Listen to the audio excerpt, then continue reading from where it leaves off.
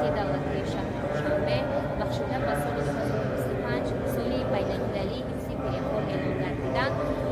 Возири роҳбарияти кормандони дастгоҳи раиси шаҳри Душанбе, мақомоти иҷроии ҳукумати давлати шаҳри Душанбе инчунин соҳаи тандурустӣ ва маориф ва инчунин соҳаи фарҳанг бошад аз толори ташаббусҳои ҷаҳонии Тоҷикистон доир ба об ва пиряхҳо бошад доир гардида истодааст ва гуфта намонад ки ин бозӣ таи рӯзҳои 11 то 14 марти соли равон идома мекунад ва мақсад аз гузарондани ин иқтидом бошад ташаббусҳои асосгузори сулҳу ваҳдати миллӣ пешвои миллат президенти ҷумҳурии Тоҷикистон муҳтарам Эмомалӣ Рахмон оиди ташаббусҳои байналмилалӣ дар соҳаи ҳифзи пиряхҳо ва дар соҳаи об ва ҳифзи пиряхҳо мебошад ки чунон гуфтем мақсад аз ин иборат мебошад ва инчунин рӯзи 21 март ки ҳамчун рӯзи об ва ҳифзи пиряхҳо эълон гардидааст, аз ҳамин лиҳоз ин